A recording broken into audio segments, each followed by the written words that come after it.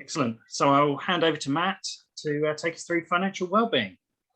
And can you all see that? Can you just somebody wave or say hello? Perfect. Yeah, fantastic, great. Okie dokie. Yes. So good morning, everyone, and welcome to this webinar on financial wellbeing. So yeah, I'm just going to talk through a few bits today. So won't be much in here about responsible investing, really. It's going to be more about sort of planning and what you should be doing. And some of it, I think I've sorted out all my wording in my notes around COVID, but some of it may refer, because I wrote this during COVID, so I've tried to sort of update it a bit, but we'll see how we go. So having good financial well-being is massively important to everyone. So after all, financial problems can lead to poor mental well-being, with the worry, stress and sleeplessness that they can cause. And vice versa, really. So if you're suffering from poor mental well-being, finances are usually the last thing on the list. But getting out of control can compound the problems we might otherwise be facing. So it's important to have control over our finances and to have some kind of financial plan in place. So before I talk any further, just important to confirm that the presentation and the information in it is correct as of now, and relates to the 2021-2022 tax year as well, for any sort of references around things like that. So so I'm going to look at financial wellbeing, how we can all help ourselves by taking control. We'll take a look at a few different subject areas: taking control, borrowing, saving, pensions, and of course where to go if you do need any help, if finances do get out of control. Hopefully this might help you all, and there'll be time for some questions at the end as well, but feel free if there's anything that crops up and you want to sort of get me on it while I'm going through, feel free. So it's important to have a grasp over our finances and understand where our money goes. In practice, what's changed during and since lockdown? First bit I'm going to look at is money management and what's changed. I just want to underline that our habits have changed with lockdowns and their subsequent easings, and really we need to make sure we're in control of our finances. So how do we currently look after our money, and what has changed in 2021 and so far in 2020, 2021, crikey, I can't believe we're at the end of 2021. So some big things that have changed for me in particular. Many people like myself, for the large part, are still working from home. So you saw in the first slide there, I was in my shirt and tie. Now I spend most of my day wearing things like this and not really dressing up but unless I'm going to see a new client, then I do tend to dress up a little bit. But for people like yourselves who already know me, I come a bit more laid back nowadays, and we're not popping into coffee shops as regularly as we used to. Going out for lunch on lunch breaks, and we're making a cup of tea at home in our own kitchen, and the cost is dramatically different. I mean, what's the average cost of a coffee from Starbucks? Sometimes what, £3 plus, and you make it yourself, it's 5p maximum, I would say. And we're not socializing as much either, I don't think, and a lot of people really haven't gone out and do as much as they used to. There's still quite a lot of trepidation out there, and I've noticed myself that places just aren't as busy as they were previously, or certainly they weren't. They might be changing a bit now, but our habits seem to have changed. Perhaps we've signed up to a streaming service, and probably already got through a lot of the content like myself. So I was scrolling through Netflix last night thinking, well, I've already watched most of these things, so what can I watch now? But yeah, and holidays have been different as well. So there's a lot of travel uncertainty still. Things are coming onto the red list again, and people are staycationing rather than going on foreign holidays. So our budgets have evolved really, and the pandemic's changed things really. So some people are better off as well. Some people are worse off, but we don't really know how we stand until we account for these things and adjust our budget to look at the money coming in and going out. And we simply need to make sure we know where the changes are being made so we can start to account for the change in the amount of money that we might have. So there's 3 simple questions which we should all ask ourselves every day when we're spending. Quite simply, do I need it? Can I afford it? And can I get it cheaper? So we should use these questions whenever we think about making a purchase, whether that's food from the supermarket or bigger purchases such as phones, cars and holidays. And for some items, if you don't do the 3-point check until you get home, keep the receipt and take it back. Quite simple, really. Now, I've always been one for a bargain, and do love sites like Top Cashback and Quidco, and been using them for quite a long time. So how these sites work, if you don't know about them, they essentially pay you a cash reward when you click through from them and buy goods or financial products. So websites like Quidco and Top Cashback offer cashback on a variety of goods and services, from mobile phones to car insurance, from bank accounts to broadband. And basically, you can also earn cash back on high street purchases via the apps as well that they have. So Quidco have a Click Snap app, and Top Cashback have a Checkout Smart app, which basically lists loads of different deals that you can get in supermarkets. And what you do there is you basically scan your receipt when you get home, or take a photo of the product, and then you can claim the money back for it, or a percentage of it. So there's lots of money to sort of be saved that way. Hot UK Deals is another one I've used regularly as well. So I always look out for vouchers when I'm buying things online, see if there's a code going to get it cheaper. So I really do like to save a bit of money whenever I can. And it really can pay just to take a few minutes to see if there's any bargains out there to be had. And personally, I've saved literally thousands of pounds over my working life. On Quidco, I've saved over £2,000. I think I started doing it about 7 or 8 years ago. And that you're essentially getting the money that would have been going to Google or the biggest search engines, because they pay it to you, or a percentage of it to you. So it can pay to do a bit of research before you go and make a purchase. So moving on, it's a good idea whilst writing a budget to think about where you're going and what you'll need to get there. So we need to split up our short-term, medium-term and long-term goals. Many of us simply move from month to month without having any long-term objectives for our money. So take some time to think about what's important to you, whether it's clearing debt, or looking forward to your next holiday, to buying a home, or looking forward to a comfortable retirement. And we've all got different things that are important to us and may take priority. So once we know what we want, then we need to find a way of paying for them and set aside a portion of our monthly budget. So a budget is essential for telling you where your money's, for telling you your money where to go, instead of wondering where all your money went. And I've been in that position where I wonder, where's my money gone? But I think budgeting is a key sort of powerful tool for doing that. How many of us are guilty of buying something we don't need, using money we don't have, and certainly an economic downturn like the one we've had? One of our management of money is our management. It will change. So this is going to be a big thing that sort of changes going forward, I think, because people's spending habits have changed. Now, it doesn't matter how much money you have or how much money you earn. If you don't have any plan in place, then you're unable to plan ahead. So all it takes is a spreadsheet or a budgeting app, and you can start to take control. A budget is becoming essential for our financial lives, as borrowing decisions are based on our ability to repay, as Jay will be able to tell you. And I've recently gone through a mortgage application with the vegan mortgage advisor, Dan. So I know things of how much work is involved in these sort of things. And if you don't have a plan or an idea of where your money's going, it can make it really difficult for these sort of things.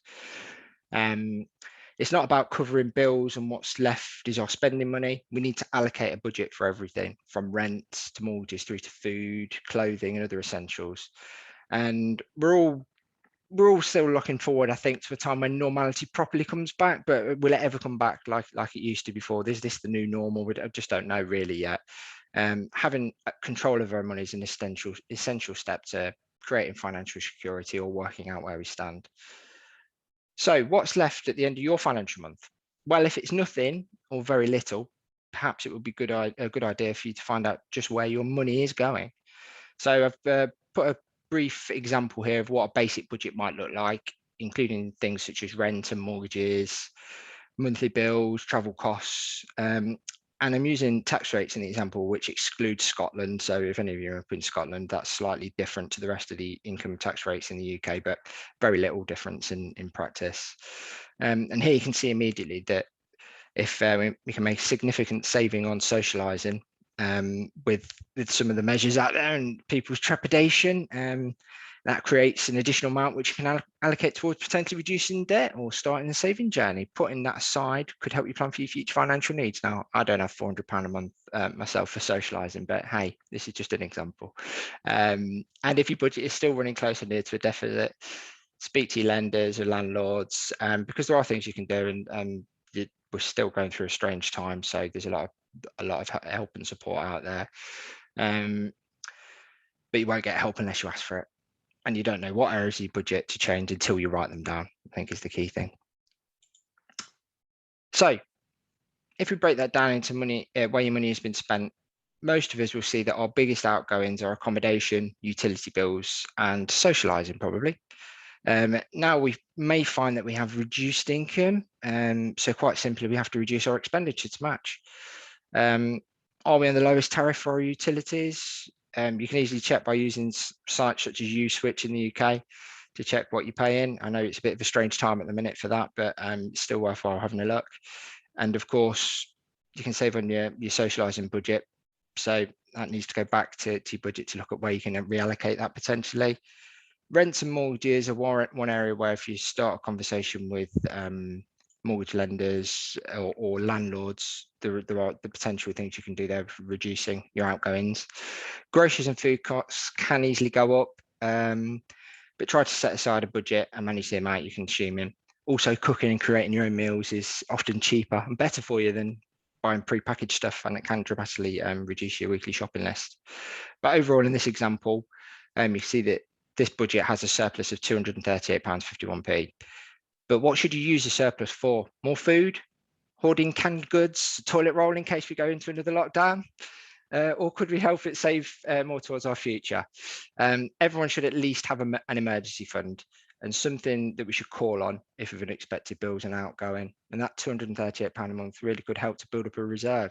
And I think never was it more important last year. We saw when we went into the lockdowns that a lot more people were sort of relying on money that built up when there was all the uncertainty around furlough and all these other things. So even then, sometimes it wasn't enough for people, but it's always good to have some money in the background just to help out.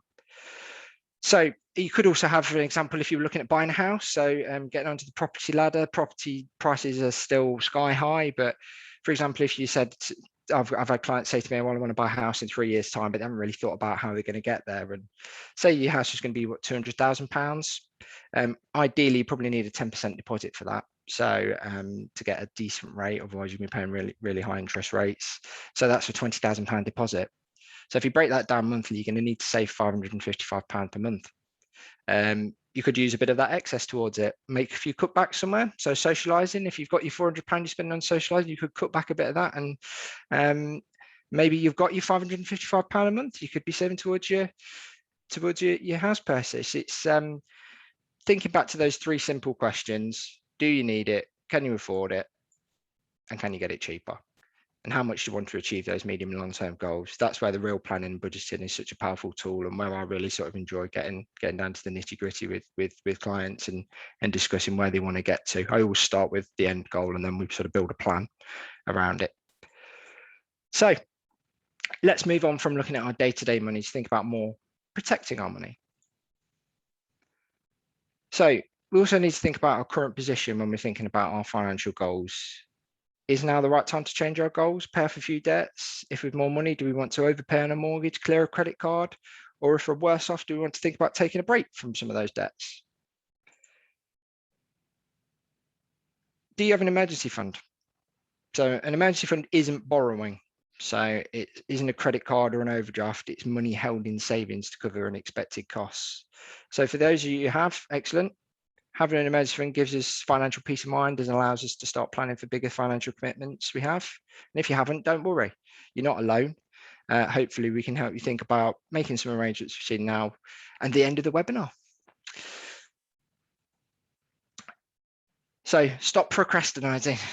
It's roll your sleeves up and get on with the boring, mundane, monthly money management stuff and see if you can better your situation. There's loads of things you can be doing, but I'm just going to pick out a few headline financially important tasks to help keep us active, really. First on the boring jobs is to manage debts. You need to keep your borrowing under control.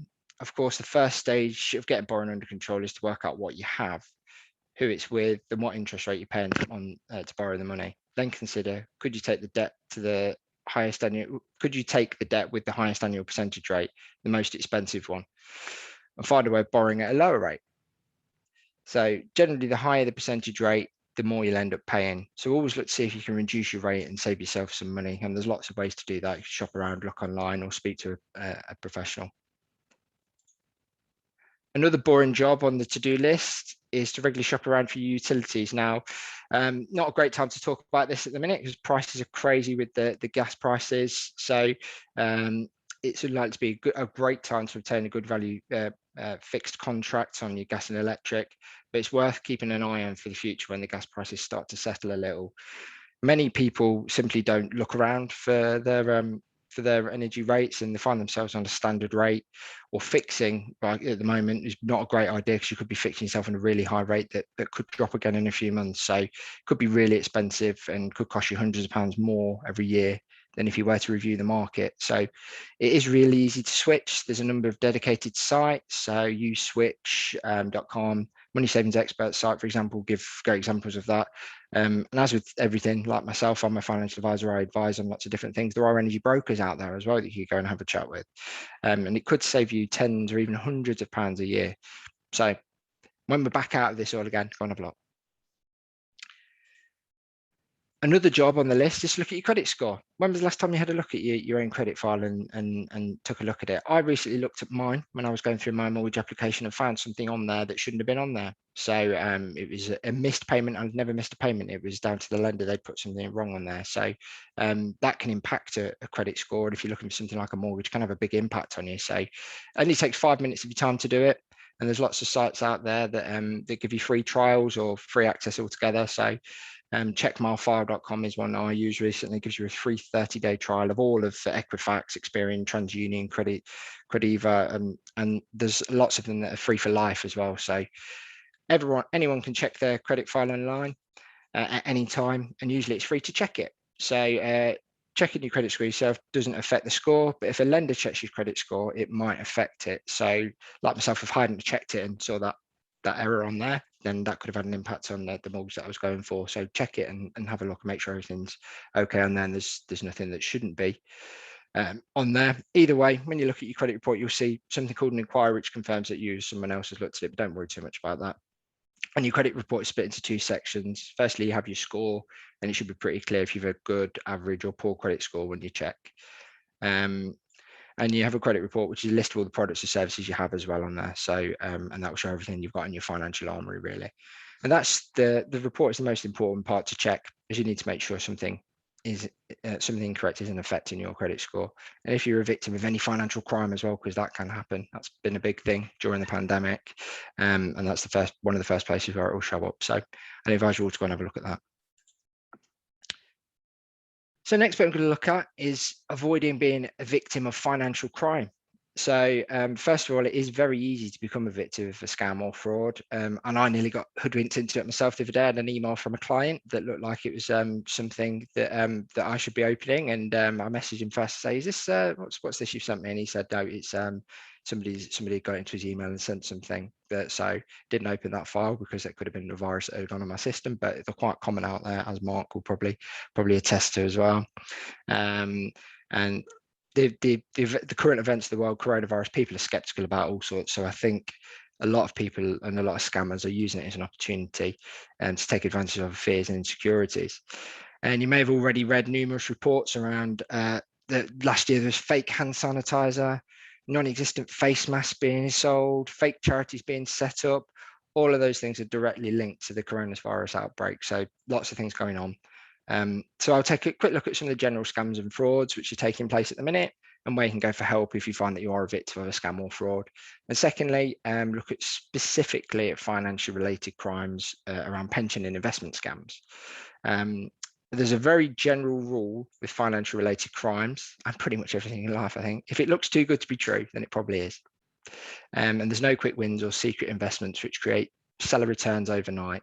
Investments are generally designed to create returns over a long period of time.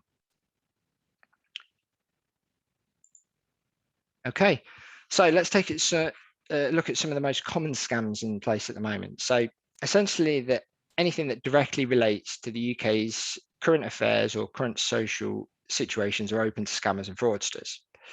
It goes without saying, that at this time we're most concerned with hygiene and helping others. So always be aware of scams surrounding items such as face masks, hand wash, and charitable donations. It's worth noting that all registered UK charities are listed on a register provided by the government, and you can find and check charities on gov.uk. So if you're approached by a charity and you've never supported them before, it's worth checking that they are who they say they are before you part with any of your money.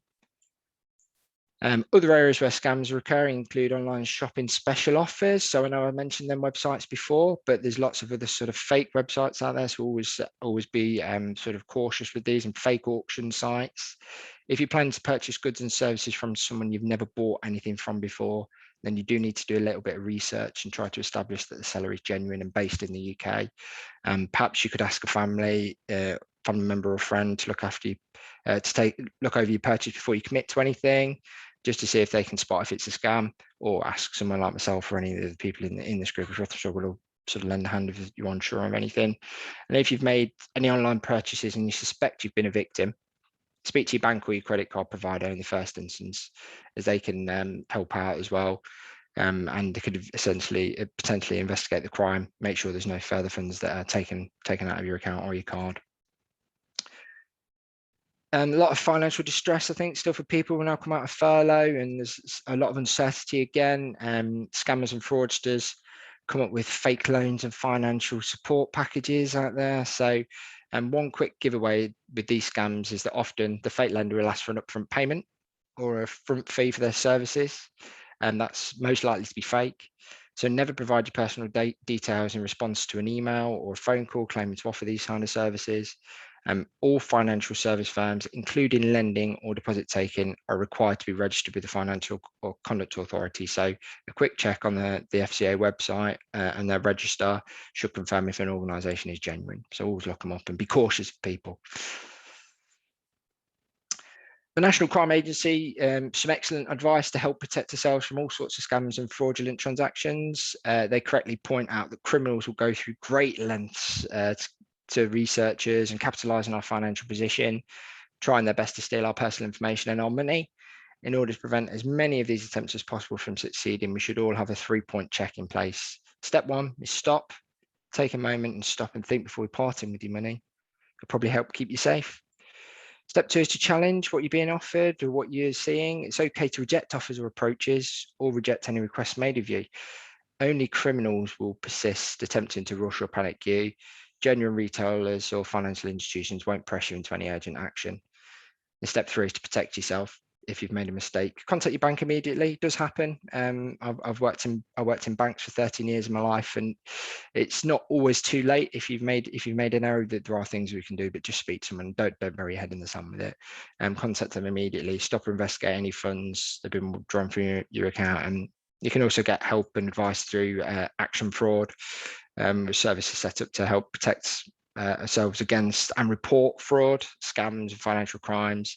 And the Action Fraud details are on the screen there. So it's got the website and the telephone number if you need any help or support. So moving on from general scams and day-to-day attempts to defraud us, the bigger prize for criminals is to gain access to our hard-earned savings and investments. So again, I've heard even from my own clients during the last 18 months or so that there are people out there telling them they can get money access to the pensions before they can, or offer them some lucrative investment sort of Ponzi scheme that's going to make them loads of money. Because people are worried about the finances and they think this is an opportunity, and it can be an opportunity, but it's you should still be cautious with these sort of things and protect your family's future, your own financial future. Anyone can be a victim of financial scam, no matter how clever or savvy you think you are. Again, we should look at things presented to us objectively and say it again. If something looks too good to be true, it probably is. If we've more awareness of how scams take place, then we can hopefully protect ourselves from being a victim of pension investment fraud. So let's take a look at how criminals try to steal our pensions and investments. So generally, scammers and fraudsters try to persuade their victims to release pension or investment monies by making attractive sounding promises that are quite simply too good to be true, and when they have no intentions of keeping. So some things to look out for listed here are investments in overseas property, renewable energy, fine arts. expensive wines, storage and parking scams, as well as wider fake investments in things such as forestry or agricultural projects, including land ownership.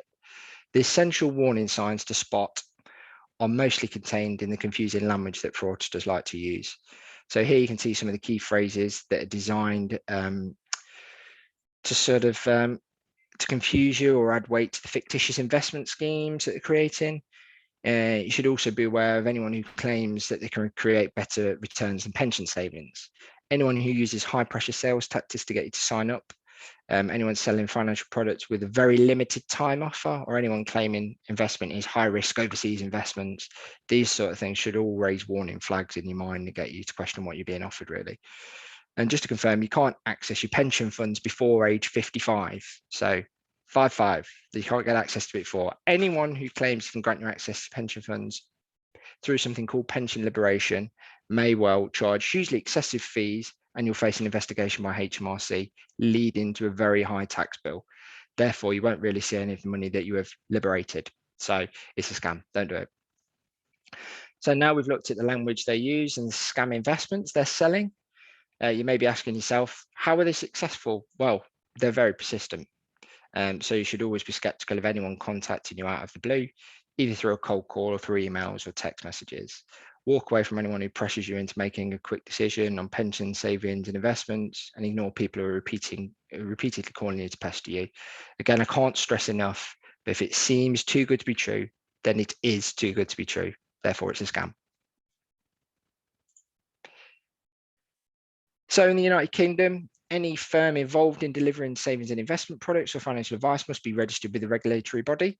And that's either the Financial Conduct Authority, or FCA, as we sometimes shorten it to, or the Prudential Regulation Authority. All authorised companies are recorded on the FCA's register.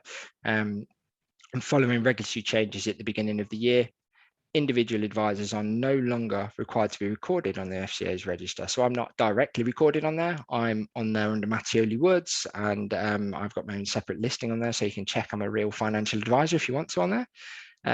However, if an individual claims to work for or be acting on behalf of a registered firm, that firm will be able to confirm whether or not this is the case.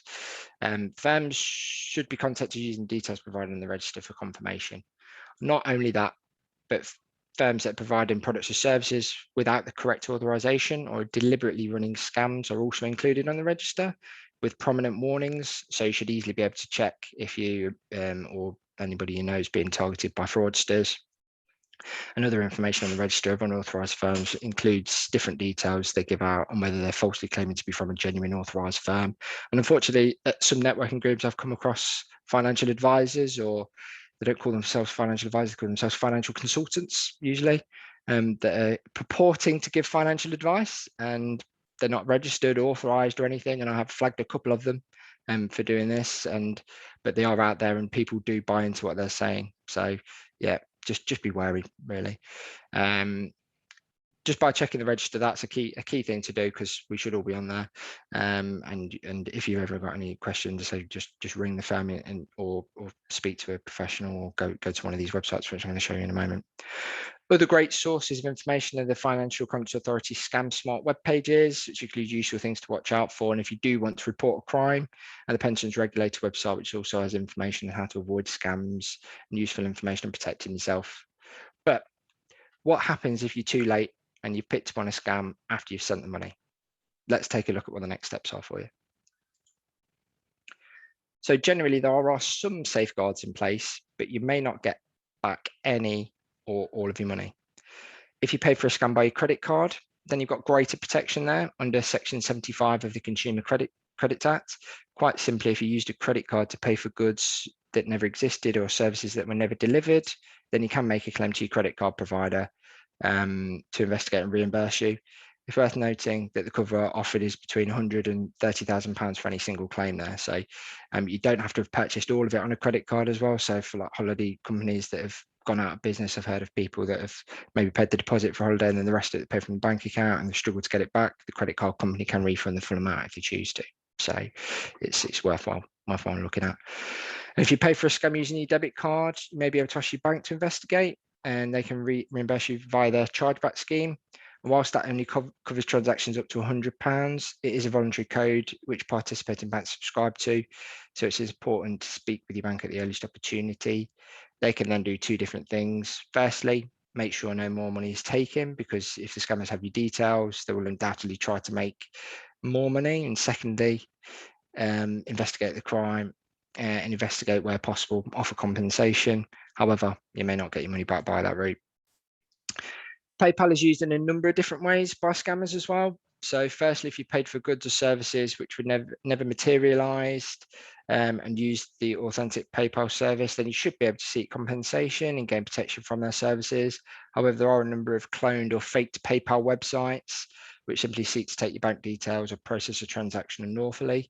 Unfortunately, if you've been a victim of a fake PayPal site, you aren't protected under their buyer protection scheme, so you may well lose your money. It's also worth noting that if you are selling goods through auctions and the buyer pays and asks for a suspicious delivery address, this again could be a scam, as they may well claim that they never received the goods and will seek compensation, as well as having had the goods as well. So again, beware of suspicious requests on them. Just always be suspicious of people. That's how I am. Lastly, if you used a bank transfer or a wire transfer to send money, unfortunately, you can't always get your money back. However, there are specific ways which you can deal with the problem. The consumer website, which has a lot of useful information on the letters you should use in these circumstances, as well as speaking with wire transfer providers such as MoneyGram, PayPoint, Western Union, who can all help and investigate the situation. And it is a difficult time, and we're not out of COVID. It's still in the news all the time. But if you are a victim of financial crime, and you don't need to worry about it. There's lots of support out there, and here you can see a couple of the charities there who help people who've been a victim of financial scams and frauds, and they can also help with advice and practical help. So if you're thinking about taking your money management more seriously or need help after this webinar, so then there are a number of really useful ways, websites which can help you.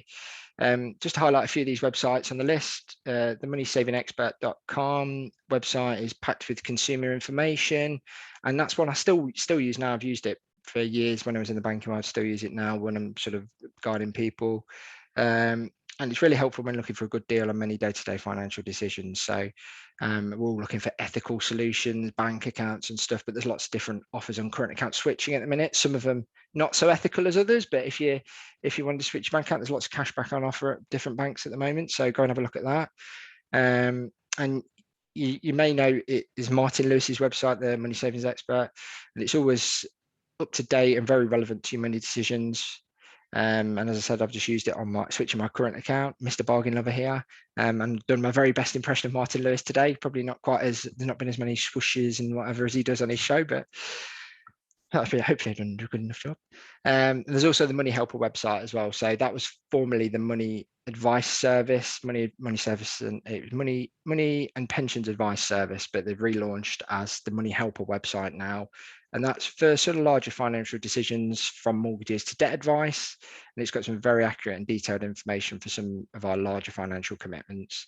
And it's really very helpful for wider understanding of a particular topic or consumer issue. And often when people come to me and they're perhaps not at a stage where they need my advice yet, I'll refer them to the Money Helper, because there's some stuff you can do yourself without having to pay for someone like myself to do it for you. You can do a lot of stuff yourself. Other websites are available. There are also some really useful budgeted apps to help you manage your money, such as Mint and YNAB, which stands for You Need a Budget. And if you find yourself in serious financial difficulties, here we can see most of the charities that offer help specifically with money worries and debt. It's always a good idea to go to a charity or a third-party organisation rather than a commercial organisation who will obviously be charging commissions for their fees or work, because usually the charities won't charge for anything. And the financial services industry and government really do wish to treat customers fairly and with compassion, to try and find a solution to any issue that a person has. If it's debt, there are charities and citizens advice with multiple solutions. If it's income, then your employer, if you've got one, or your local council can help. If it's savings and investments, then advisors and your bank can help. And if you just want to put your hand up, you'll find help is there. So having good financial well-being takes time and effort to make things better for ourselves. Taking time to manage the money in and money out and starting the savings journey will help greatly with our financial security. Seeking help is essential.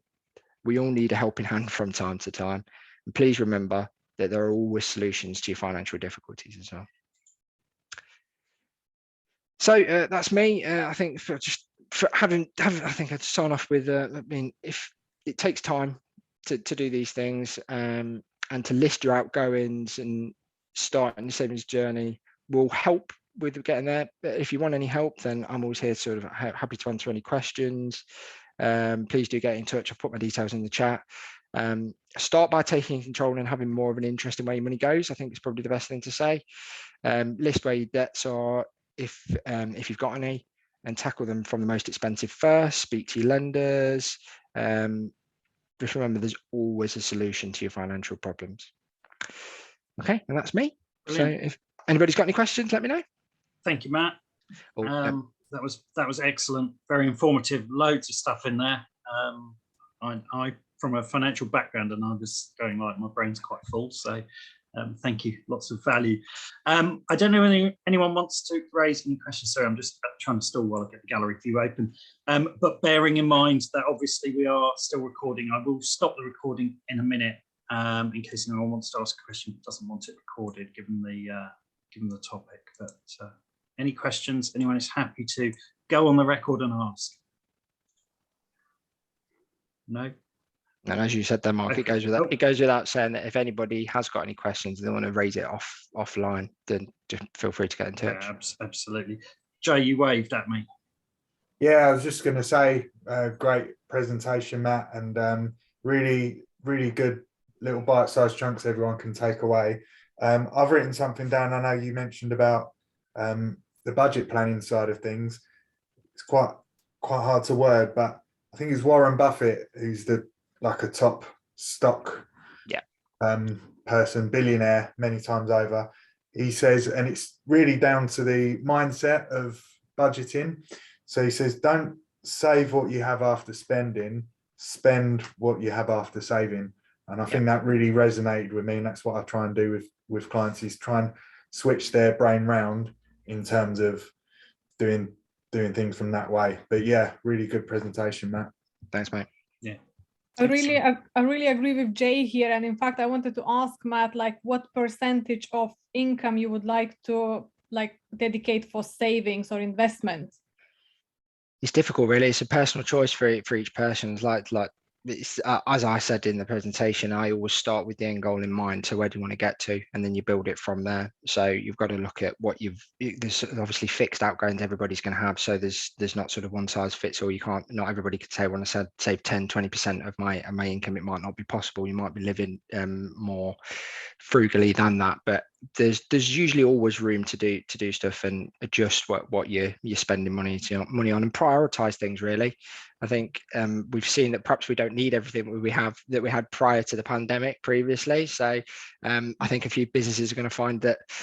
I mean, certainly pubs. I've been to a few pubs. I try and support local businesses where I can now. Where I'm going out doing business, rather than going to somebody's office, I'll go for a coffee or go for a drink somewhere. But they're not as busy as they were prior to the pandemic. So I think a lot of people have changed their priorities, and I think that's an important one. It's good for us all to sort of think about where we're spending our money, and if you've got a big thing that you want to save money for, whether it's a house, a holiday, whatever, or your retirement, plan for it. Yeah, thanks. Yeah. I've got a question. So I have a property which I rent, and I don't have a pension, because I've always been taught that I will get more money from the property than pension because of the interest. What's your take on investing in pensions or property? Because I'm about to think about what to do next. Difficult one. I saw Jay do the thing. Yeah, that's a big one we get. Pension. I mean, property historically has done very well, but so have investments. So it's one of those things that as a marriage of the two, I think they're good to have a bit of both, and you should always have diversity and diversification in whatever you're doing. So maybe a bit of both. Pensions in the UK. No, you're not in the UK, Nina. So it's going to be difficult. Yeah, so I can't advise you on what it's like where you are, but I know in the UK there's lots of tax incentives to save into a pension, whereas if you've got particularly second properties in the UK, they are taxed quite heavily if you were to sell them or anything like that. So yeah, I mean, we will there- be returning. We will Yeah. be returning. What? So, am I not eligible to get to do a UK pension if might I'm be. like Yeah, still? yeah, you should be. I mean, I do self-employed tax for the UK. Yeah. So I pay my UK tax and I have UK bank account.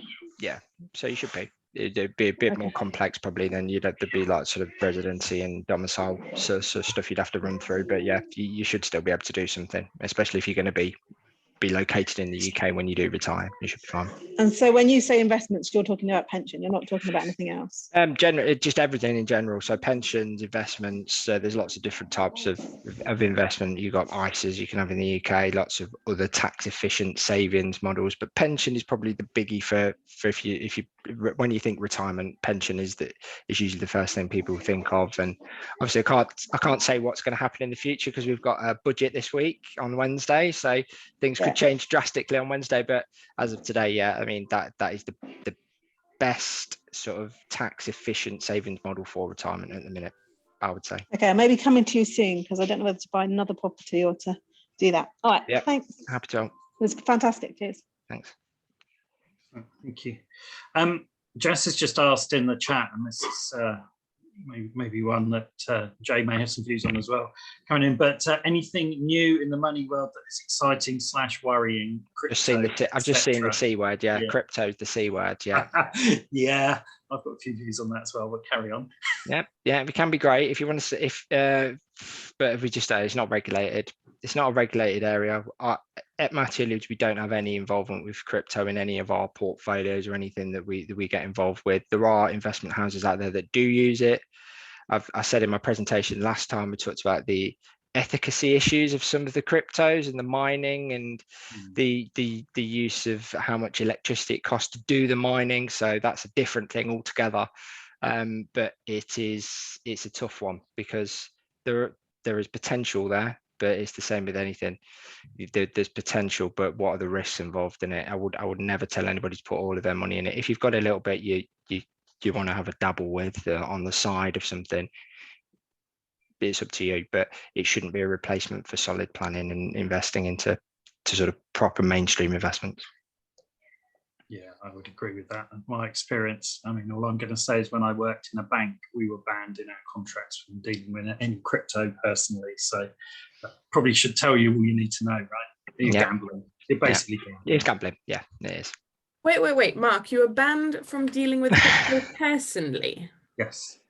That shouldn't be allowed. That's like when I had a job in a corporate thing that said I couldn't do any other work. I feel like you shouldn't be allowed to tell people what they can do in their personal life. That's just my 2 cents. It was after the umpteenth member of staff that got themselves into financial difficulties, and it's a regulated industry, so can't have that. But they get what? Okay, whatever. Gambled their salary away. Well, isn't that your choice? Can't you gamble your salary away? Not so much if you're in financial services. Oh, okay. I'm pretty sure, like, I don't think Matt would be employed too long if he. No, Jay will know. We have to do like responsible. We have to guarantee sort of every year. We have to do sort of tests and make sure that we are responsible and things like that.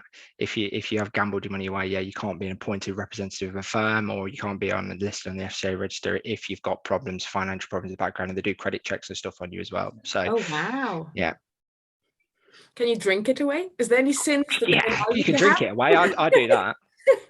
Oh, that's fine. Okay, fine. That's funny. You also get sacked from the army in the US if you have financial problems, says Susan. That's very strange. I never knew someone had been in the US Army, but there we go. I feel we're going down a rabbit hole here. We should stop. Anyone got any other questions while we're still recording? Or shall we stop the recording? Okay, right. Thank you very much for that, Matt. That was absolutely excellent. If I press